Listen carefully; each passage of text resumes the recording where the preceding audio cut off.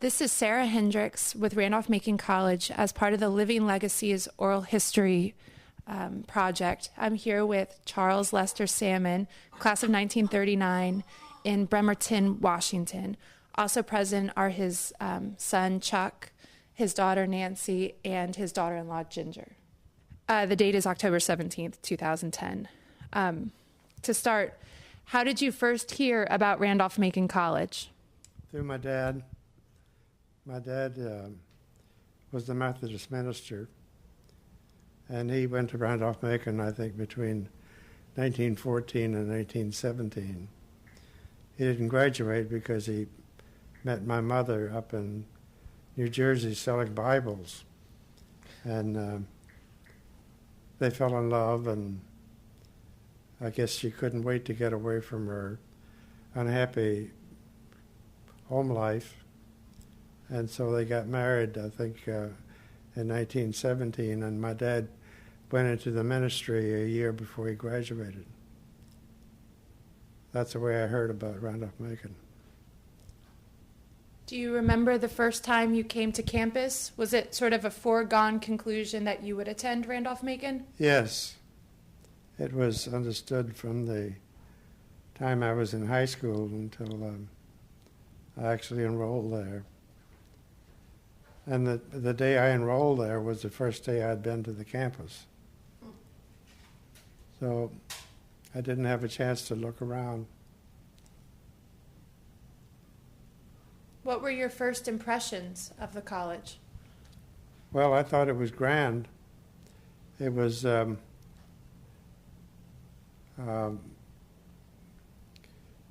of sheltered amidst the oaks and maples. And the buildings were, some of them were pretty run down. But the two dormitories were real nice. I lived in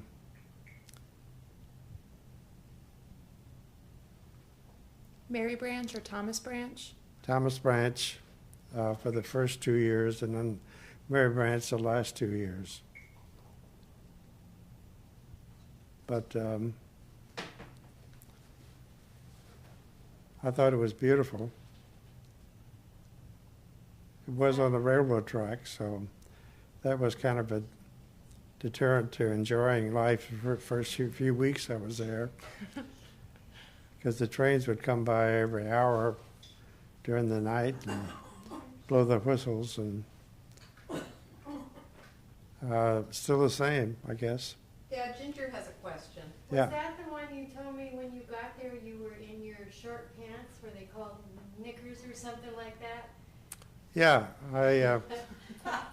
Because you were only 16 or something? no, I was 16, but I had an outfit that my mom had ordered from Sears Roebuck, and it had long pants, but it had one of these Eisenhower jackets. That was really cool. You thought it was cool at the time? Yeah, I thought it was cool. And you used that exact expression. Yeah. This is really a cool outfit. Yeah. Oh, maybe the expression back then was spiffy. Did your parents take you to college down on your first day? Yeah, my dad did. My mom stayed home with the little kids. And how far away was your family house at that time? Where were you living at the time? We were living at Matthews Courthouse, Okay. where I graduated from high school. Was that like an hour away? No, it was about an hour and a half away. The roads weren't very good in those days, and you couldn't go 65 and 70 like you can now. So it would take about an hour and a half to drive up there from Matthews. So this must have been in September of the year you enrolled. Is that right? 1935. September? 1935. Was it September that you actually? Yeah. Okay. So, Randolph-Macon continues to be expensive, and I'm sure it was expensive then. How did you afford your education? Did you have a job on campus? Yes, I did. Scholarships, that kind of thing? What did you do? I raked leaves the first 2 months I was there. And then I got a job as janitor in the chemistry department, which was nice.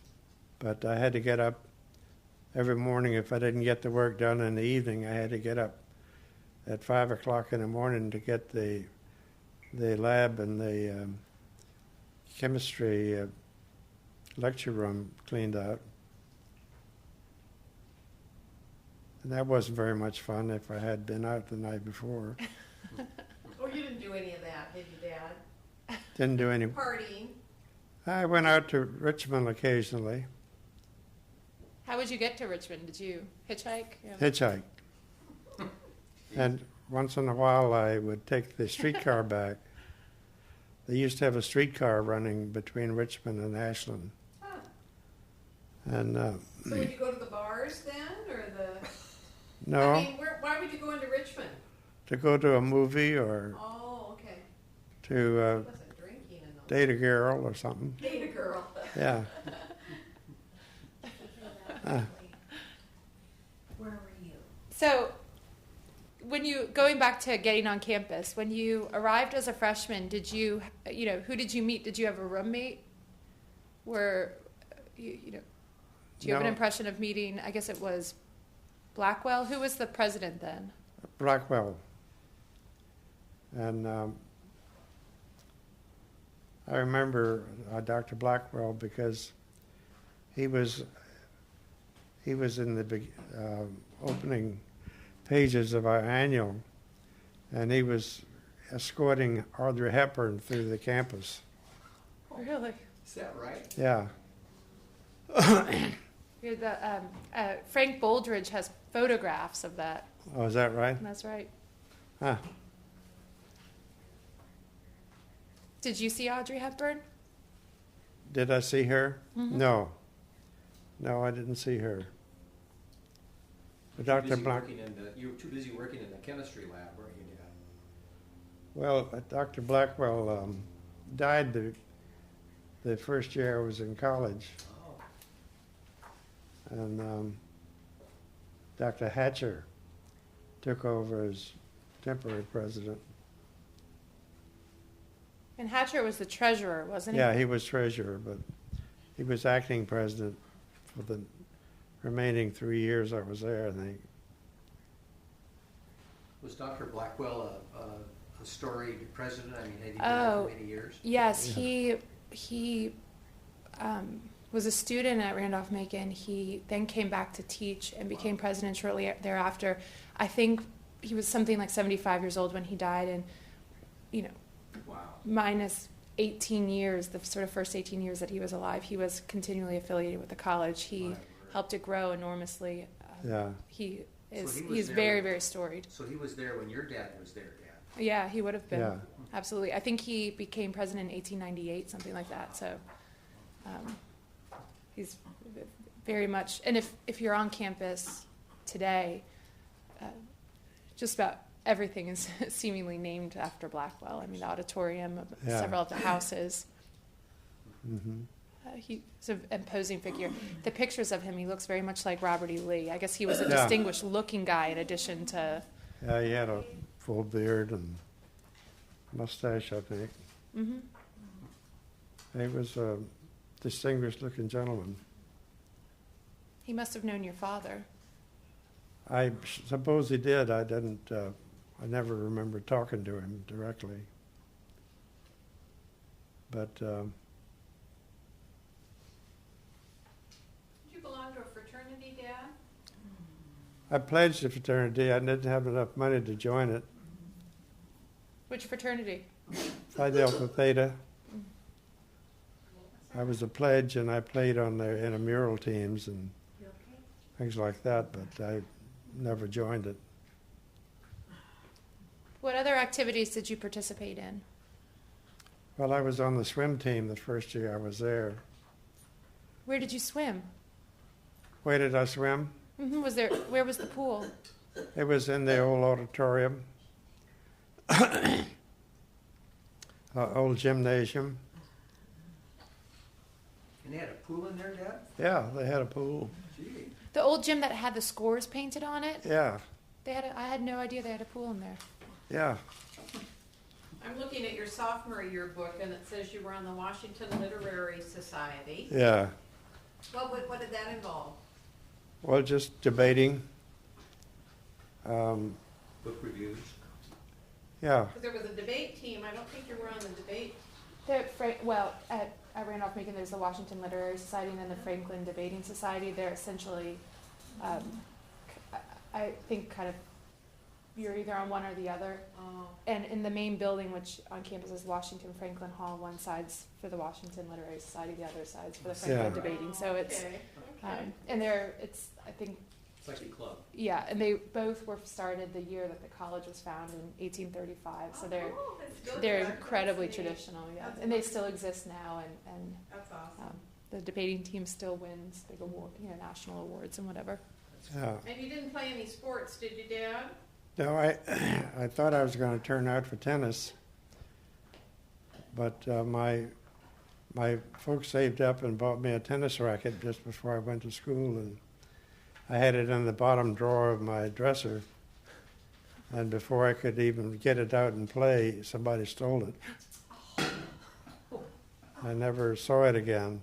At a good church, at a good church school, or what if we? Yeah, Probably came from Sears and Roebuck, too. Yeah. Gee. it was a Bancroft, I remember.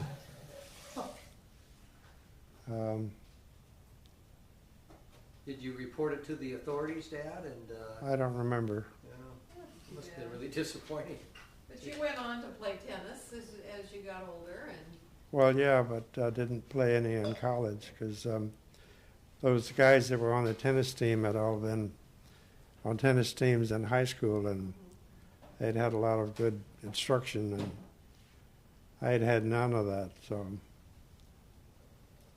You mentioned you were on the swim team. Who did you swim against? I remember one match we had was against Johns Hopkins up in Baltimore.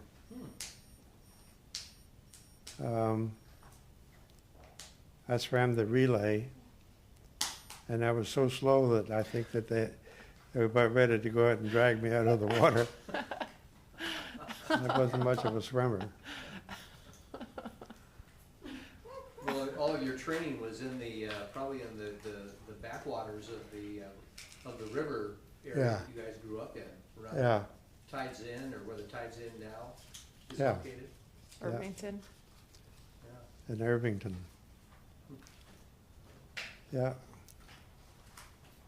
And you also were in the Glee Club. yeah, that was fun. Did you guys travel? Yeah, we traveled around the state quite a bit. We went as far as Roanoke, I remember. And so it looks like it was more than just singing. Yeah, I think they went to the girls' colleges a lot, as a matter But of they fact. did they put on costumes and have like little, no, no?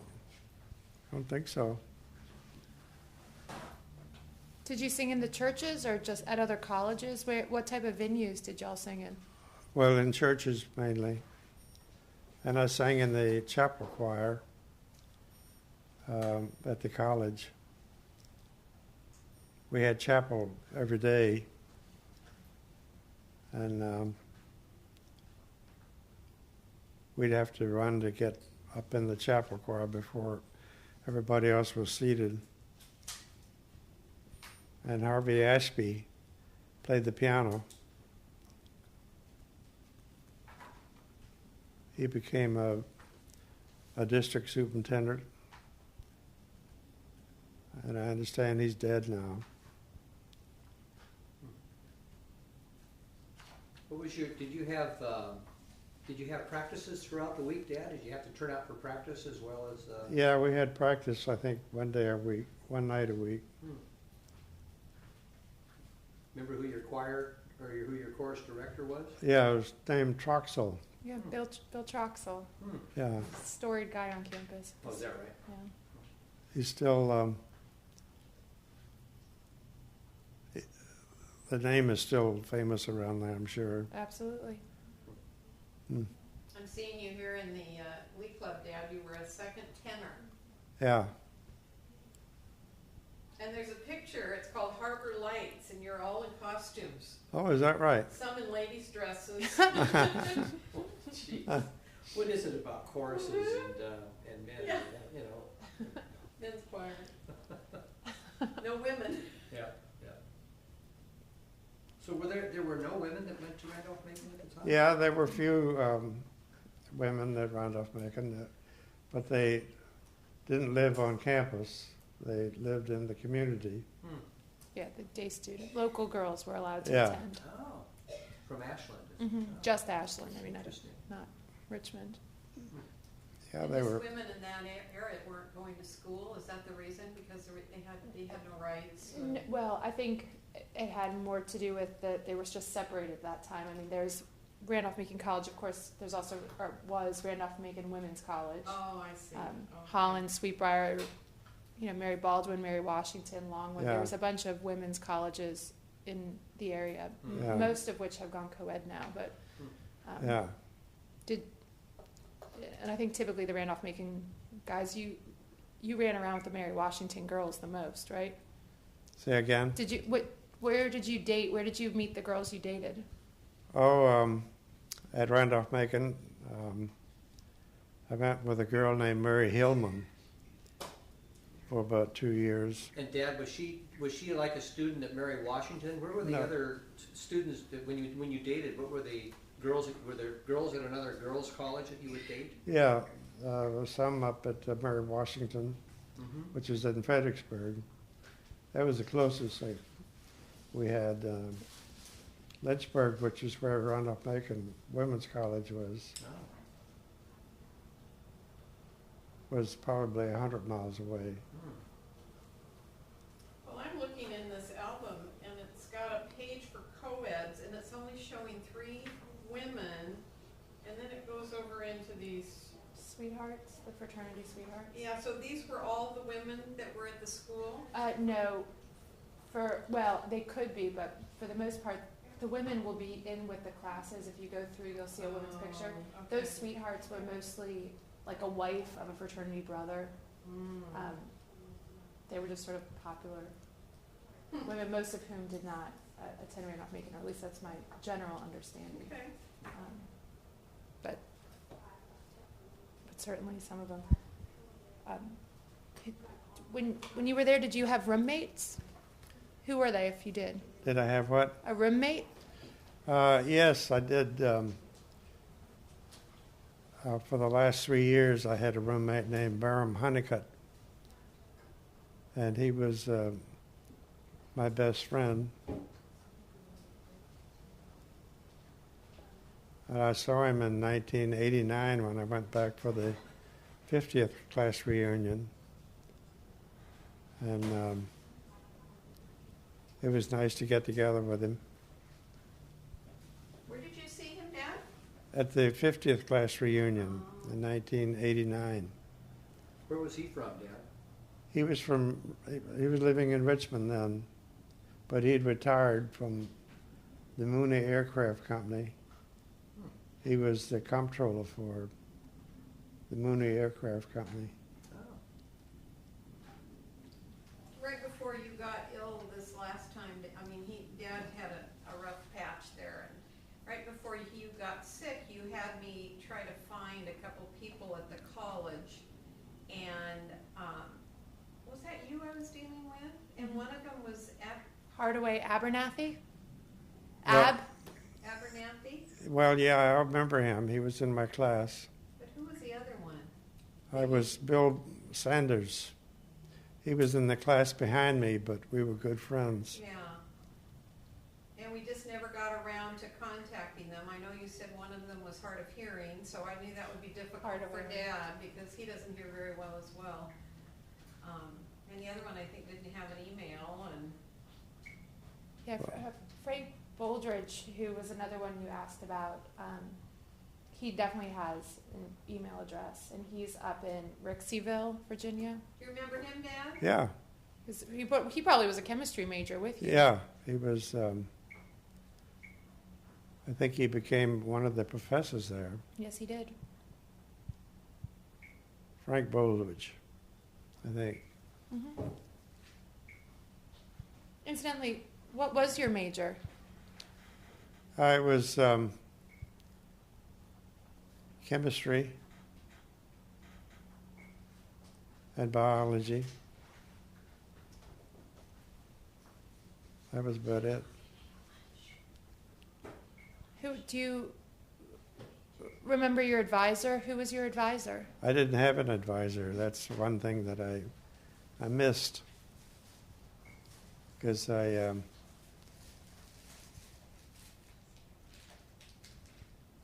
kind of floundered the first year or two until I found my way. And one reason that I was, I didn't have an advisor. They either never appointed one for me, or if they did, I never visited with him. So it was kind of a lost period for me.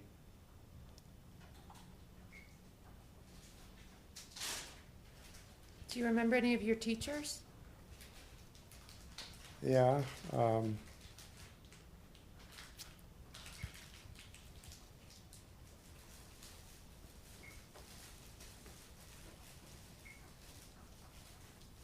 I know I was reading that, one of your other oral histories to Dad, and there was a lot of people that, whoever that gentleman was, and I have it around here. But Dad, it helped Dad remember, is there teachers that are listening? The front, I think. Was Skylar Miller there when you were? Was Skylar Miller a chemistry professor when you were? Noel Cantor. Nolan Cantor. Noel Cantor.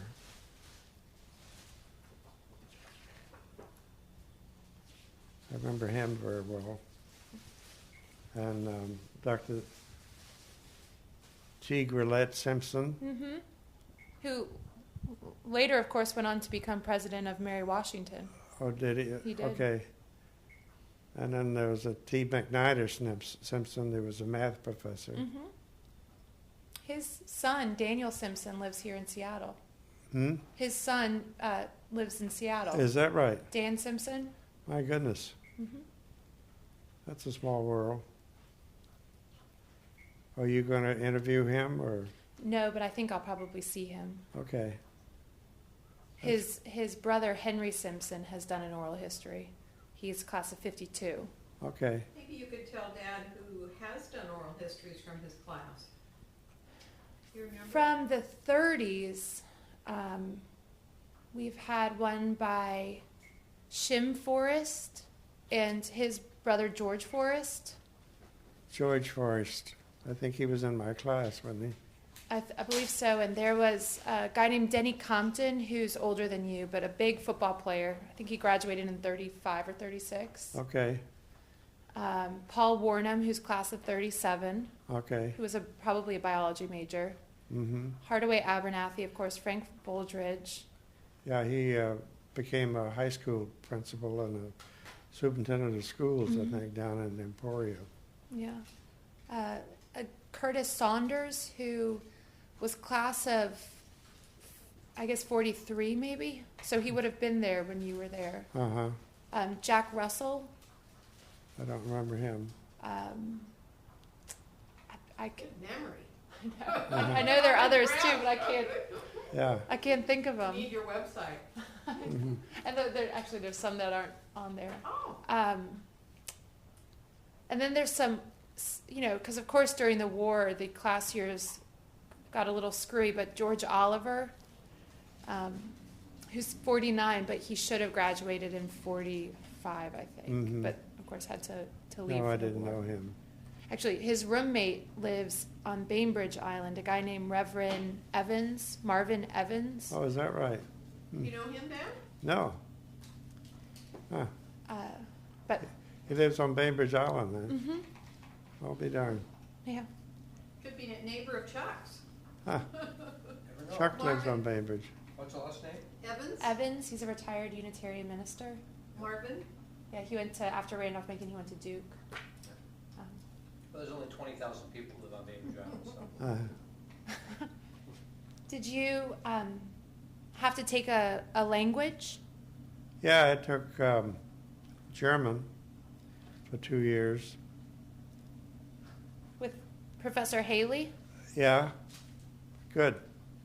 That's great. And then Bob Parker, who graduated a year ahead of me, came back to teach German for a year. But I wasn't in his class. Bob Parker was a Methodist minister that was a very close friend of mine. He was in a class ahead of me. And really outstanding man. He became president of Shenandoah College up in Winchester.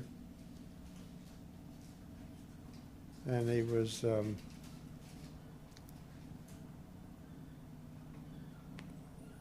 a minister for some real outstanding churches around Richmond area.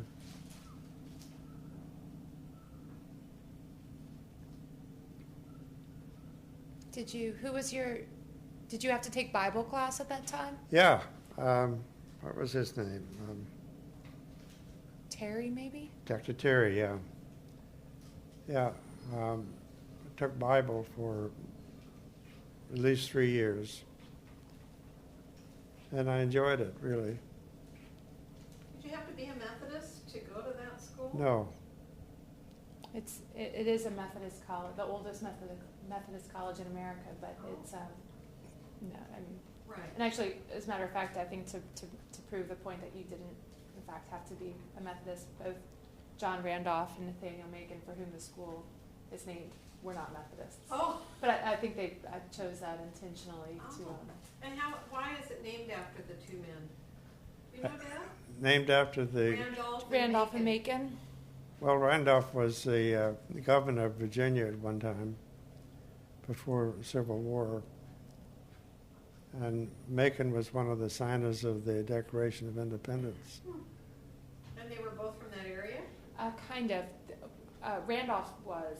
Nathaniel Macon, I believe, was from North Carolina. Yeah. But at that time, the Virginia Conference, which was of the Methodist Church, which essentially founded the school, I think they went into North Carolina. I think at that time the conference went down.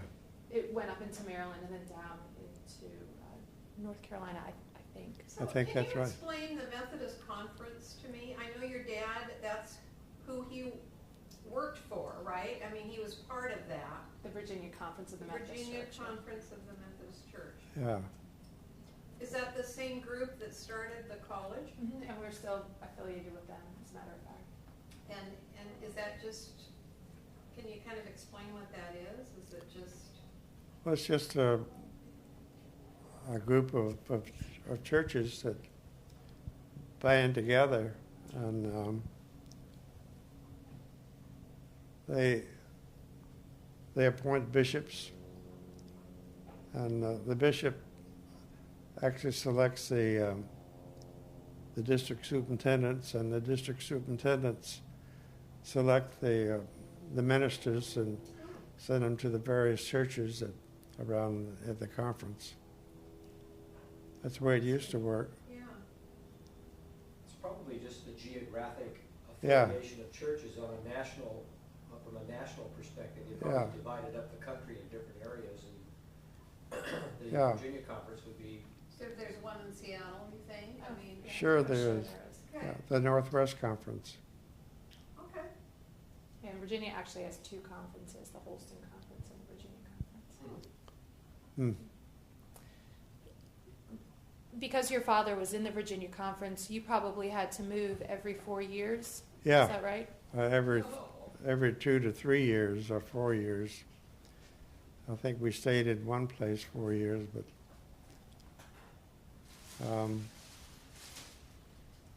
that was the rule. That thankfully they've changed now. The minister can stay as long as the congregation wants them. Do you think the more frequent moving that your family did, Dad, was a consequence of the controversial article that your dad wrote? Well, after he wrote it, it had something to do with it. But before he wrote it, we were moving every 2 or 3 years. What was the article, may I ask? It was about the injustice to the black race.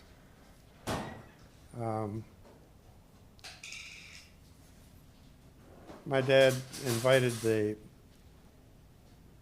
black people of the community to come to church, and once in a while you'd see a black person on the back row. But I remember him spending a lot of time transporting the real sick people from where we lived to Richmond to the hospital. So he was a champion of the black people, and he wrote this article castigating the Methodist Conference for its attitude towards the black people, because they still were living in the pre-Civil War area. And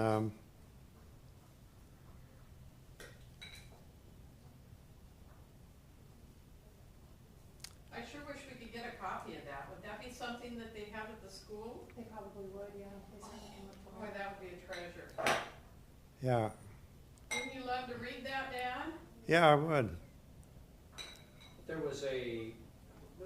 Wasn't there kind of a falling out? I mean, he was still obviously dedicated to the church and all, but I got the impression that kind of the power structure of the church was not pleased that he did that. No, they weren't. And he got kind of the backwoods assignments type of thing. Yeah, I did. We got sent from Kilmarnock to Cobb's Creek, which was the North Matthews Conference. I'm confused now.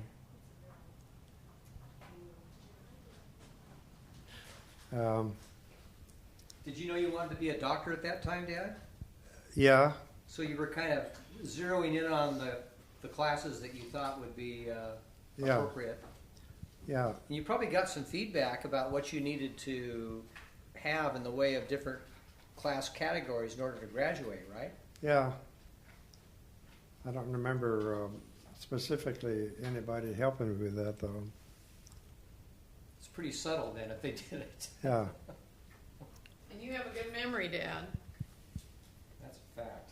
So at Randolph-Macon, you had a nickname, which I believe people still, at least the Randolph-Macon guys, still call you. Fish. Fish.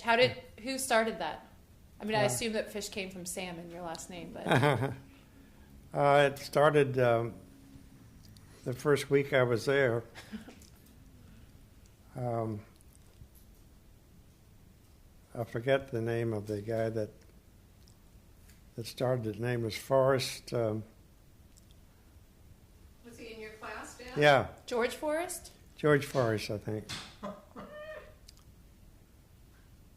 And Called him Forrest. I think he started calling me Fish. He had a service where he would sell candy and other goodies. He was like the local vendor for candy companies, you know. Just to earn money, you mean, Dad? Yeah, just to earn money. The candy man. Yeah. So speaking of food, I know in the 1930s there was no dining room on campus. Where did you eat? How did you get I ate Food. at a boarding house about half a mile down the tracks towards Richmond. Forget the name of the lady that ran it, but I ate there for 2 meals a day, and the third meal was just on our own to pick up at a pool hall or something like that. Is that how they did it back then? They just had people in the community that would make food for the students? Yeah, Interesting. yeah, How many boys ate at this particular boarding house? probably 10 or 12. Did you stay with her all 4 years? I think the last 3 years I started there after the first year. And one of the guys that I remember became a famous writer, and he's been written up in the Randolph-Macon Campus Review. His name was, oh boy. Was he in your class, Dad? No, he was in the class behind me. What was his name? He wrote books that were published and Novels? Well, he wrote a daily article, syndicated article. Oh, the Daily Bread? Daily Bread, yeah. Purnell Bailey? Yeah, Purnell Bailey. He ate at that place. Jeez. And Bob Parker ate there. historian. That's right, yeah. It's amazing. You're talking to somebody who's, you've met your match, Dad. We've always been so in awe of Dad's memory for names and stuff that, Well, Purnell Bailey's he wrote this syndicated article called Daily Bread, and my family are big Methodists, and I remember my grandmother would. Hmm. Was it published in newspapers or? Yeah. Yeah, wow. yeah, and it was like a sort of maybe there was a quote, like a scripture quote, and then just a 3 lines sort of describing how to enact that in your daily life. You know, those like Just a little- calendars with yeah. it. Yeah. You know, Words of Wow. wisdom type of thing. Yeah, exactly. Well, Dad, people that lived in the dormitories like you, they had to find their food through boarding houses. Yeah. But then were there people that lived in the fraternities, or was that just like a club? Because I saw in here they had house pictures of the fraternity The homes, fraternities, I think they had their own cooks, and they lived there. Okay. and they lived there. But as I say, I never joined the fraternity. I played Phi Delta Theta, but I never joined it because I didn't have the money. How much money were they requiring for membership, do you know? I think it was probably $25 a year or something like that. $25 a year. No, $25 to join. Oh, to join. Yeah. Dad, did you put yourself through college, or did your father help you out? He helped me as much as he could. And then the rest of the money you made by working Yeah. around the college? Yeah. At that time, I know at some point they had this. I don't know when they started and or when they stopped, for that matter. But at one point, the sons of Methodist ministers in the Virginia Conference got some type of discounted tuition. Was that the case when you were a student, or it might not have begun then, or It conversely? It might have- probably was. I can't remember exactly. But I imagine that if it was in vogue there, I'm sure I took part in it. I don't remember specifically. Did you finish early, Dad? Did I Did finish? you go to college for 4 years? Or Yeah. I went for 4 4 years, yeah. And after you graduated, what did you do? I went to medical school at Randolph-Macon.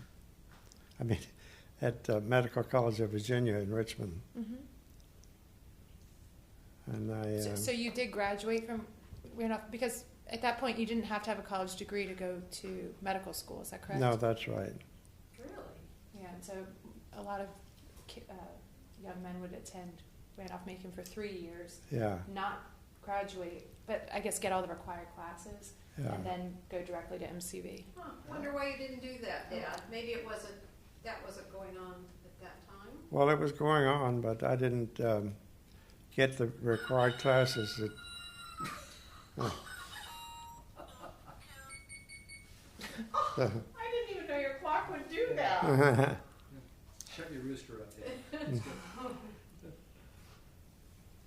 He doesn't see well. He's got vision problems and that. He can press a button and it'll tell you what time It's it is. basically a farm boy, that's. There you What's that? Carpenter will do. go. So what you're saying is you didn't get the grades to get out early? Is that? Well, that's part of it, and I didn't take the required classes for entry until my last 2 years when I Well, thought you of, were pretty slow in developing. So I remember you always saying when you went to college you was 16. But in our family, when we're 16, we don't look like we're 16. We look like we're 14. Oh, no. Yeah. Maybe 13? Maybe 13. Yeah. At least that would be me, and I think you. Yeah. And probably Dad. So he was very. Well, you Mature. about You're five. young. You about 5'4" or 5'3", Dad, when you Yeah. get into school. And Yeah. scrawny, just. No, you look like a little kid. and I He weighed was 100, a little kid. I weighed 110 pounds. It's true. And that had to be really difficult That's going less in. than what I weigh. So it's understandable, Dad, that that was probably an adjustment for you. Yeah. How often did you see your parents? Oh, probably once every 2 or 3 months. I would thumb a ride. About a month after I went to college, they moved from Matthews Courthouse to Colonial Beach. Mm-hmm. And I would thumb a ride up to Fredericksburg and then try to thumb a ride down to Colonial Beach from Fredericksburg. I remember the first time I did it, I ended up walking about 10 miles. Jeez. But I finally got there. Yep. You mentioned that you ate your meals in a boarding house and you lived in the dorms. How did you do things like your laundry? Did you take your laundry home, or did you? We did it ourselves. You did? Mm-hmm. You washed it in the sink? Yeah. Yeah. Wow.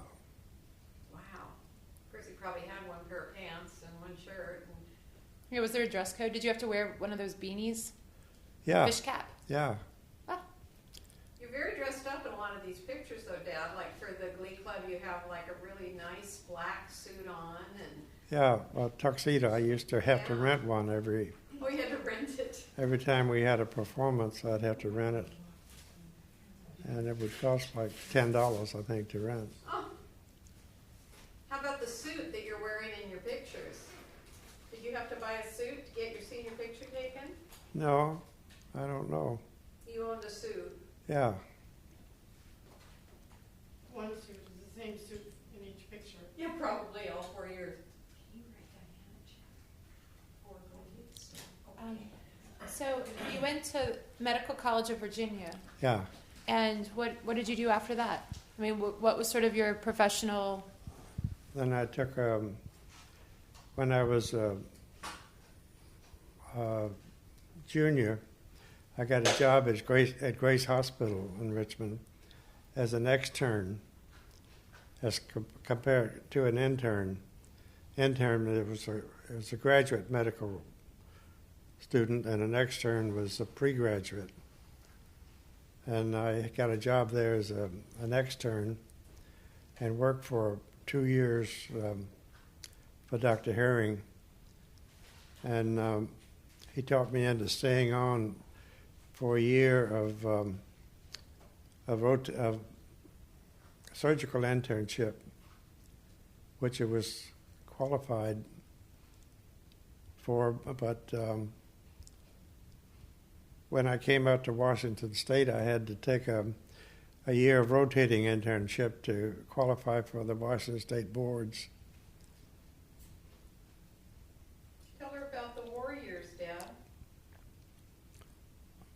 What about the war years? How you went into to fight the war, and then your medical history when you were in Burma and all that. Well, yeah, I don't know if that's part of the oral history, but It certainly is.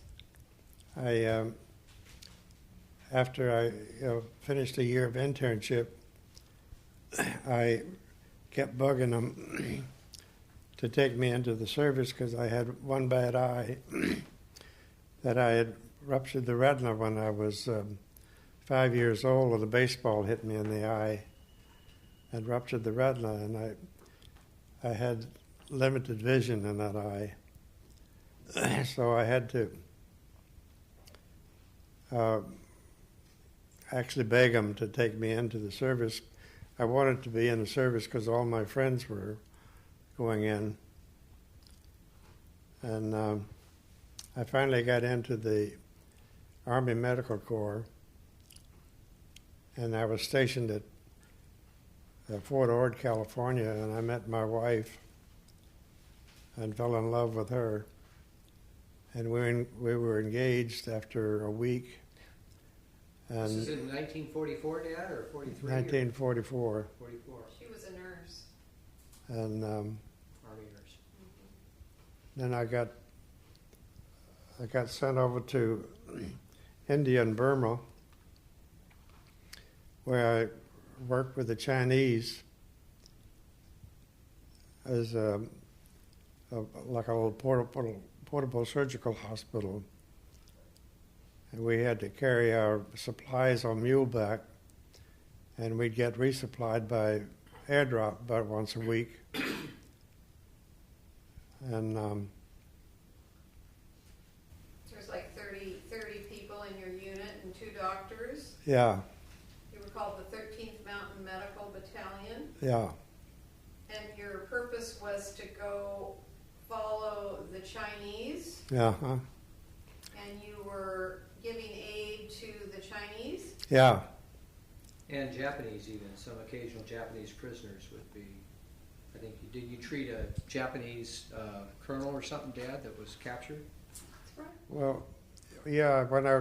That was in Tokyo, though, Oh, that was during the Korean War. I'm the sorry. Korean War. I'm sorry, yeah. These were actually predecessor field hospitals to what became known as MASH units during the Korean War. Yeah, But these were the predecessor of the MASH units, and they were basically, as Dad said, they were like mule-supported field hospitals that would traipse you all over the back country areas following the different troops. And at that point, had you attended medical school, or? yeah. I had finished Okay. medical school, and I graduated in March of '43. Okay. And then entered. Gotcha. And I took a 10 months surgical internship at Grace Hospital in Richmond, which is now closed. But Where on Grace Street was it? it was on Grace Street. What was the cross street what was the actual location on Grace Street? Do you remember, Dad, or the address? No, I don't remember the cross street. It was about halfway out to from downtown. It was about halfway out to Chamberlain Avenue. No, not Chamberlain Avenue. Boulevard? Or Hermitage? Boulevard. Okay. Yeah. Dad had kind of an interesting and unique qualification as a result of his getting his MD and then having this year of externship. Weren't you under the wing of one of the surgeons there? Yeah. He'd had a lot more surgical experience than most doctors that were out in general practice had in many years. So when he went into the war, he was kind of uniquely qualified to handle combat wounds and trauma than a lot of the other Why doctors did he did. have more? Because he had this extra training before he was shipped out, before he went into the that army. most people didn't have? Most before they- most doctors that would get out of their they'd get their MD. Yeah. They were just basically general practitioners. They didn't have any really extra special training around surgical techniques. But Dad had that experience by this externship that he had with this surgeon. I didn't get that. Okay. It was a doctor that kind of took Dad under his wing because he thought he had some skills, and it turned out. Yeah, his name was Dr. Herring. Herring, Herring. Dr. Salmon, and Dr. Herring. Yeah, You got to be kidding me. No, I'm not. Was Dr. Trout often the? Yeah, there was a Dr. Trout out in Roanoke. You guys could have created a group practice that would have been a real hit with fishermen. Yeah, Jeez. yeah. Our sister, when she was in college, she lived with the Lori Fish. Oh, Linda Salmon and Lori Oh my Fish. God. But Dad actually, I don't know if you had a chance to look at it. He did a biography. He did a book, and in that book, he's got several pages and/or chapters that talk about his experiences when he was over in the China, Burma, India theater, and it was pretty amazing. But anyway, then after the war, he came right back and married Mom within a week of being back. I only knew her 2 weeks, you know. Yeah. that's a leap of faith. It was love at first sight. It really was. Yeah, but the way he got to know her was the way they should do it these days, was by writing letters. Writing letters. So. Yeah. Because she went to France. My mom went to France, and Dad was over in Burma. Well, then she was part of the Japanese occupation forces. So. Yeah, in the Philippines. Yeah. And she was from this area. She lived in Aberdeen, which is over on the coast. Her parents did. And I think initially when you first got married, the plan was you were going to move back to Virginia. Yeah. And how did that get changed, Dad? Well, I just grew to like the area out here. I can see that. Yeah. It's beautiful here. And Mom didn't want to leave. Once she got pregnant and started having, Yeah. she had Chuck, and then she had me, and her parents were fairly close. She didn't like the idea of going back to Virginia. Did during this time though, did you ever get back to Virginia? I mean, did you ever come to campus? Did you stay in touch with Randolph-Macon at all? A little bit. Football games, that kind of thing. I got back for the 50th class reunion, and I met Susan Donovan. And then when I came back with the girls about 7, 8 years ago, we were traveling around the state visiting old places that we used to live. And I took them to Ashland, and we visited the alumni office, and Susan she still remembered me, which is nice. She's a sweetheart. She is. She took us all over campus. She's a that. wonderful woman. Yeah. I remember going into the chapel. Yeah, It was real fun for Dad to walk around the campus and yeah. brought The back a chapel lot of had changed a lot. Was there something about the train? Was there a train that went right through the? Yeah, there's. RF&P. Yeah. Was there a story about that train? Well, the only stories is that several of my dad's brothers worked for the railroad. That's right. I think Allen and Mm-hmm. Elam. Elam. I think 3 of them. Wilmer? Yeah. Mm-hmm. No, Wilma, worked for he was killed he was crushed between 2 cars. Yeah. He got caught somehow, and He was a young man. yeah. That's his father's brother. So did they stop and see you at school, Dan, when they were? Were they on the trains that went through? No, I never had him stop. No, I never got to ride the train. With the tracks right through the campus? Yeah, I feel like they Yeah. were. Oh, yes, they definitely still are too. Wow. As a matter of fact, from my office, the light fixtures shake. You know, Right across the yeah, tracks. because I'm on the other side of the tracks from the rest of the campus. Wow. Yeah. What buildings are still there, do you think? Oh, there's a big part of what we call the historic campus, which was built in the sort of 1870s, right after the Civil War. They moved Randolph-Macon from Boynton, Virginia to Ashland, Virginia. Those are all on the National Historic Registry, like Okay. Washington Franklin Hall. What year did they move it? 1870, 1879. Oh, okay. Yeah, Washington Franklin Hall, the Old Chapel, the Pace Hall, which I guess Mhm. maybe is where the chemistry labs were. Uh-huh. The library, the Walter Hines Page Yeah. Library, that has moved, but that building is now called Peel Hall, and that's where the administration is. Of course, Okay. Thomas Branch and Mary Branch are still there. Okay. Alumni Gym, which would have been the dorms new are still gym. there That's where a you new live? gym. Yeah, and one of the dorms, they did a fabulous job renovating. The other dorm, Mary Branch, is still has no air conditioning, and that's in Virginia. Which, Really? Wow. Whoa. Don't want to go summer quarter. So there's a lot of that stuff is very much still there. I think there are several of the faculty houses, some of the old clapboard houses. Mhm. The building in which President Blackwell lived is now Mhm. the business office. I think the alumni office is probably in the building that Dr. Cantor used to live in. That's where I work. Okay. I don't remember this, is that a train? That's the train station. Is that still there? That's very much still there. Oh. I'm going to pause this for one Okay. second. For it. Okay, so what were the academic buildings when you were a student?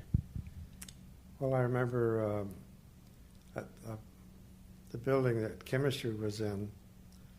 I think it's called Pace Hall. Mm-hmm. And the biology department was in, Was that in Pettyjohn? could have been. I'm not sure. Where was your German classes? I think they were on the second floor of Pace Hall.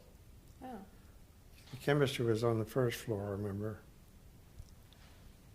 Now, you said that you sometimes had to get up at 5 a.m. to go clean up the chemistry labs. Did Yeah. you have a key, or were the buildings always open?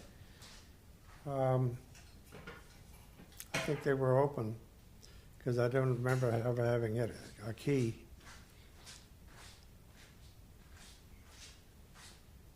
And now, sort of jumping back to after you graduated from Randolph-Macon, when you moved to Washington as a doctor, what type of medicine did you practice? General surgery. After I got out of World War II and we got married, I moved to Seattle and I took 3 years of surgery at Swedish Hospital. And incidentally, that's the hospital that my son and my daughters were born. Right up the hill from where you're staying. I love the name of this Grace Hospital, Swedish Hospital. Yeah, Linda was born there too, Dad. yeah, You lived here, but Mom wanted to go back to the doctor in Seattle, I think. yeah. Anyway, That's where Chuck works now. He works for Swedish Hospital. yeah. Full circle. They'll probably die there too. Don't say that. Sorry to interrupt you, Dad. So That's you all right. you came here and you worked for Swedish as an And intern. Then He was a resident. Oh, a resident. Yeah, Okay. He was chief resident. I came to Bremerton in 1949 and joined two other fellows that were in a little setup they called the Jackson Clinic. And I said I'd join them to do the surgery if they changed the name to the doctor's clinic. Mm-hmm. And they did. And now a doctor's clinic has about 80 physicians. Oh, good grief. They're all board certified. It's the largest multi-specialty group practice in this county. They've got several locations, and Dad is the sole surviving founder of the group. You gonna tell her about the building named after you? Well, they built a beautiful multi-specialty clinic out in Silverdale which they named the Charles L. Salmon Clinic. It was about 10 years ago, right now. It was about 5 years ago. And it's a beautiful building. That must be fun. Yeah, it was nice. Real What's honor. what's really Oh, what's sure. really kind of ironic about this is that when Dad came over to join these other two doctors, he had kind of an aversion to having the establishment named after a single person, and so he kind of pushed to have the name Jackson Clinic dropped and have Doctor's Clinic instead. And now. And now it's full circle. Full circle. again. And so 85 years later, when the Doctor's Clinic are making this major investment in building this new facility that's going to be their flagship facility, I got a call from their executive director, Linda Brown, and she said, you know, we want to talk to your dad about naming the building after him, but I've heard this story that maybe he would not appreciate having structures named after him. And I said, well, there's a lot of time that's passed. Yeah. That's why it came about. Why don't you give him a call and see what he thinks? Yeah. So, Well, but Dad is very modest. And he was totally blown away when that honor was bestowed on him. It was really Well, great. it came at a good time because he was getting to that point where he'd go into a doctor's clinic and he'd say, I'm Dr. Salmon, I have an appointment, and nobody would even know that he was the founder of the clinic, and it would hurt his feelings a little bit. So and that Well, happened. now that doesn't happen. Now, you Not walk anymore. in and there's a great big, huge picture of him. It says Salmon Center across the front of it. And then they ooh and ah over him as they should.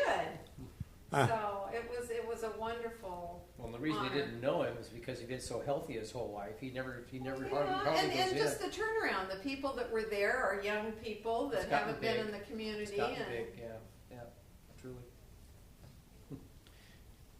But so, besides your 50th reunion and returning a few years ago, how did you keep up with any of your classmates, or? Bill Casey, it was about the only one that I corresponded with. Honeycutt I corresponded with until he died about 5 years ago, maybe 6 years ago. And Bill Casey is the only one that I still keep in touch with through Christmas cards. where does he live, Dad? He lives in Newport News, which is right across the Hampton Roads from Virginia Beach and Norfolk. Yeah, close to Williamsburg. Okay. We should have gone to see him when we went back for a little trip. Well, yeah. Did you hear how he said that? He said Newport News. I said, Dad, it's Newport.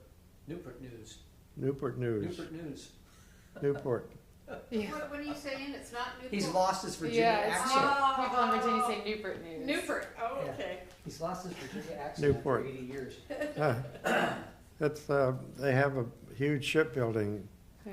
company Oh. there that's similar to the shipyard that's in Bremerton. Probably a little larger. Yeah, Wow. It's huge. I mean, it's huge. yeah. They build the large aircraft carriers and things back there. Like nuclear submarines and stuff. Wow. Well, I think Dad would love to get a hold of some of these classmates, but Absolutely. it's hard for him to hear on the phone. But, and you did send me, I think, a couple addresses, but Yeah, I can pull the whole list. like I said, we just kind of got lost. He got sick and then Yeah, got on the back burner, but I know he'd sure love to see anybody if they ever came up this way, Sure. wouldn't you, Dad? yeah. Now, that kind of just, I've kind of have gone through all of our questions. Is there anything you sort of would like to add? To touch on any particular memories, any stories about what you guys would do for fun, or anyone who had a particular impact on you, or No, I can't think of anything. What was the highlight of your 4 years, Dad? At Randolph-Macon. Yeah, Um, just the friends you made, maybe, and yeah. I guess the highlight was singing in the Glee Club. really. Yeah, because I really enjoyed that. And did you say when you went to college, you knew right away you wanted to be a doctor? Did you know when you entered that you were going to be a doctor? No, I didn't know what I was going to be then, but I had it in the back of my mind that if I could make it, I'd like to go to medical school. And it worked out that Something had happened to your dad at that point, right? yeah, he got very ill While you were in college? in high school, Oh, okay. and he had empyema, which is a complication of pneumonia, Mm-hmm. where he had a collection of exudate, I call it pus, around his right lung. And he had to be in the hospital in Richmond for about 6 months, Wow. and they couldn't get him to stop draining. So they finally sent him down to Duke Hospital in Durham, North Carolina. And they did a thoracoplasty on him, in which they took out 10 of the 12 ribs on his right side. So the lung would collapse and stop the irritation. And it finally stopped draining, and Wow. he ended up surviving on one lung for the rest of his life. And that was the experience that introduced me to medicine. And did you live close to that area so you could go see him in the hospital, or were you? We lived about an hour and a half away. Wow. And he was there for 6 months. Yeah, I got up to see him about once a month. Wow. And was his body kind of deformed a little bit after that, wasn't he? It Yeah. sounded like there was something on his back. Yeah. Well, the right lung was collapsed, and his shoulder dropped on that side because they didn't have the support of the rib cage. Yeah, I remember that. But he was an amazing guy. He died when he was 70 of prostate cancer. And I had prostate cancer myself when I was 70 years old. And fortunately, they had better treatments at that time than they did when my dad developed it. So I was able to undergo radical surgery and orchiectomy and radiation. And I'm still alive 20 years later. And my PSA has been normal ever since I had the surgery. It's a lab test that Plus validates that there's not an increase in a certain protein or hormone that would be indicative of cancer. So, But your father wasn't so lucky with the prostate. No, he didn't have the treatments back in they those didn't days. have the treatments. When you were a student, was he particularly proud that you became a Yellow Jacket like he had been? Yeah, I think he was.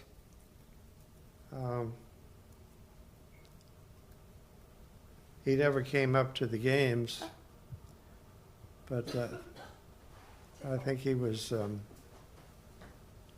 were very- he was handicapped with this illness thing, and he didn't really get over that until I was already a physician. And they were very poor, you know, he had a lot of children and he was a minister and they struggled. So I Yeah. think it was a lot of hardship for them to give Dad money, Yeah, help him out. I mean, I know he did, Because he talks about it in a letter that I have in your book there, Dad. Yeah. Um, Yeah, I remember I wrote him a check for $300 after I had been in practice for about 6 months, and I sent it to him saying, "This is partial payment for what you expended on me during my education." And he sent it. He wrote back and said he didn't need the money. He was going to donate the check to the Children's Foundation in Richmond Children's Home, they called it.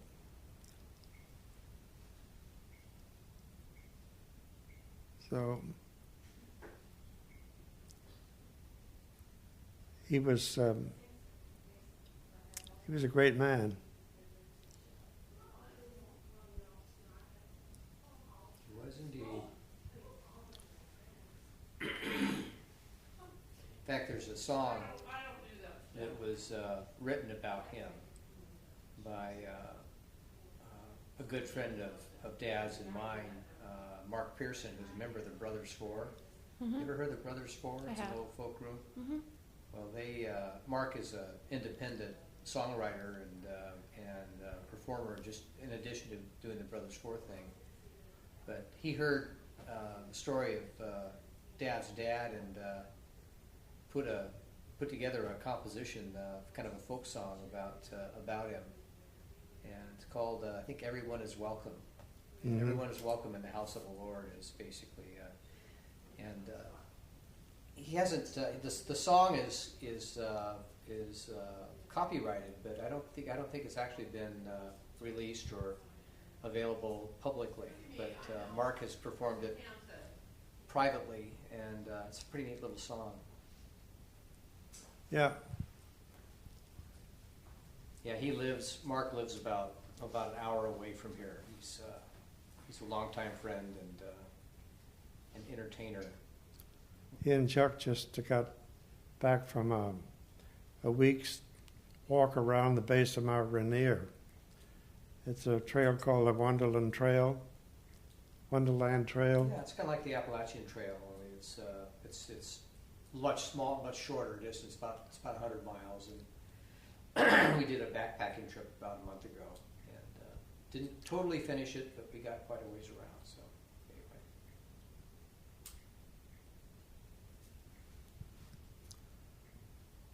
Anything else? Any? No, I can't think of anything. Okay. I think what amazes me is his memories from those 4 years. And when you think of, his age and how long ago, I mean, it's just unbelievable that he can remember dormitories and halls and teachers. And I graduated from college in, 60 or 71, 72. I can't remember any of that. 40 years ago. I can't remember who my teachers were or what the door. I mean, I remember graduated my in door. 02 and I can't remember my teachers. I think it's remarkable.